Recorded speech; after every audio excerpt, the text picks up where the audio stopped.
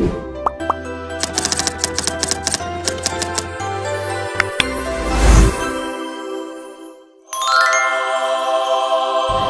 semuanya, balik lagi di podcast kita 6S. Nah, kali ini aku Ega bareng Aisyah dan di sini juga ditemanin oleh Okan nih. Nah, kali ini kita bakalan bahas topik yang menarik banget, yaitu manajemen laba lewat persediaan.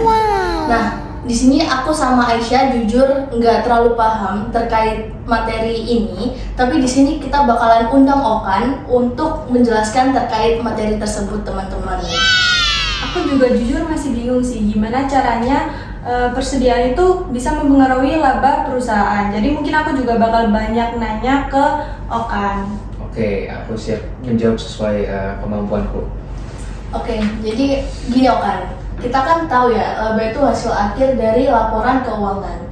Tapi kok bisa sih persediaan tuh punya pengaruh langsung ke situ? Nah, karena persediaan itu terhubung langsung dengan HPP atau harga pokok produk. Simpelnya adalah penjualan dikurangi dengan HPP maka akan menghasilkan laba kotor. Nah, besar kecilnya laba kotor menentukan laba bersihnya besar atau kecil. Nah, jika nilai suatu persediaan lebih besar maka HPP-nya akan kelihatan lebih kecil sehingga pada saat HPP yang lebih kecil, laba bersihnya akan otomatis lebih besar. Nah, jika persediaannya dikecilkan, maka HPP akan cenderung lebih kelihatan lebih besar, sehingga laba bersihnya otomatis akan lebih kecil. Alasan kenapa suatu perusahaan ingin labanya lebih kecil, alasan umumnya adalah untuk mengurangi biaya pajak. Berarti bisa dibilang kalau persediaan itu semacam tuas yang bisa digerakkan oleh manajemen buat ngatur naik turunnya laba. Benar, jadi itulah alasan kenapa persediaan sering menjadi sasaran dalam praktek earnings management. Jadi mulai kelihatan ya gimana sesuatu yang kelihatannya sepele kayak persediaan itu bisa dibuat untuk mainin angka laba terutama.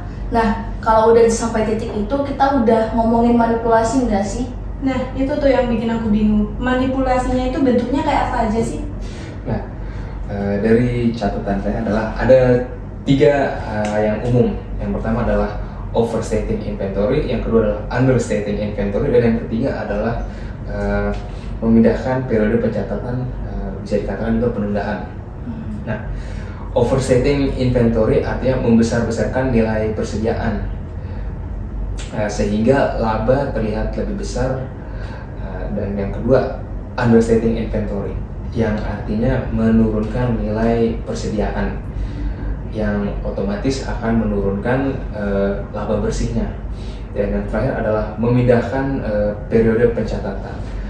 Jadi dalam periode tertentu ia bisa menundukkan pencatatannya untuk periode berikutnya agar periode tersebut tidak terkesan lebih besar atau lebih kecil, atau juga untuk periode berikutnya agar labanya terlihat lebih besar atau lebih kecil. Kalau gitu berarti ini tuh berhubungan dengan etika juga ya? Karena kan investor dan kreditur tuh juga bisa jadi tertipu. Iya benar. Dan ini tuh ada kasus nyatanya, bukan hanya teori dalam buku. Contohnya di sini salah satu kasus besarnya adalah Hin Leong Trading yang di Singapura yang terjadi pada tahun 2020. Jadi mereka melaporkan persediaan minyak yang sebenarnya tidak ada, alias overstating inventory-nya. Dengan laporan palsu tersebut, mereka melakukan meminjam dolar dari bank besar. Tapi begitu kebohongannya terbongkar, perusahaan akhirnya kolaps.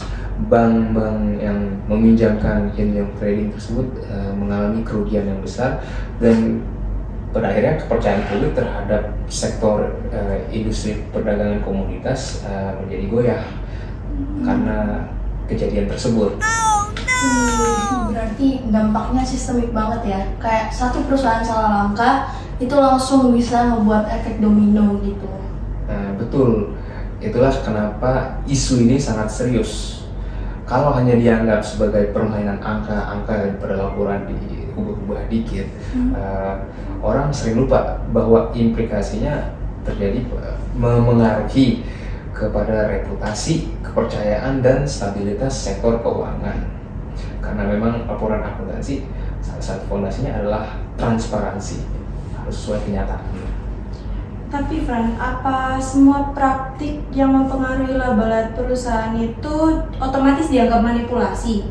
Atau masih ada yang sebenarnya sah secara akuntansi? Nah, ini pertanyaan bagus dan banyak yang tidak mengetahui. Jadi ada namanya batas wajar dan batas tidak wajar. Yang wajar contohnya adalah memilih metode pencatatan seperti FIFO, LIFO, first in first out atau last in first out, dan average. Itulah 3 pencatatan yang umum, walaupun ada yang lain.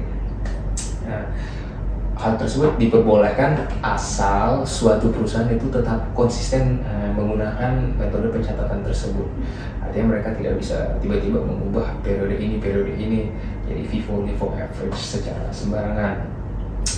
Dan harus tercantum dalam laporannya metode pencatatan yang mereka gunakan agar investor dan kreditor memahami cara suatu perusahaan mencatat persediaannya. Begitu juga dengan estimasi wajar, misalnya pakai net realizable value. Itu sah menurut standar akuntansi. Jadi selama tujuannya mencerminkan kondisi sebenarnya, dan memang laporannya menunjukkan sebenarnya, bukan hanya sekedar tujuan, itu masih termasuk optimasi yang sehat dan bukan manipulasi, artinya sah dilakukan. Terus kalau yang batas tidak wajar gimana? Contohnya adalah kalau dia mengganti metodenya secara sembarangan dengan tujuan untuk meningkatkan atau menurunkan laba, dari menggunakan LIFO terus kemudian jadi FIFO, kemudian jadi average, dengan tujuan semata untuk memanipulasi, mempermainkan angka, membesarkan atau menurunkan laba. Yang kedua adalah dengan mencatat persediaan fiktif, persediaan yang memang tidak ada tapi mereka menulis dalam laporannya ada. Dan yang terakhir adalah tidak menghapus barang rusak,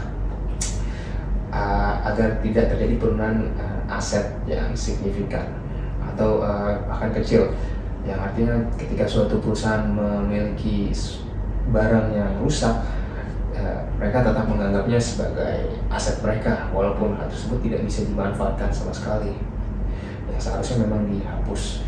Nah, yang 3 itu sudah termasuk manipulasi dan melanggar standar akuntansi. Jadi bedanya ada di niat dan transparansi suatu perusahaan. Oh, berarti gini ya, akuntansi itu bukan cuma soal teknik tapi juga integritas. Karena kalau integritasnya hilang, otomatis angka di laporan tersebut sudah nggak bisa dipercaya lagi.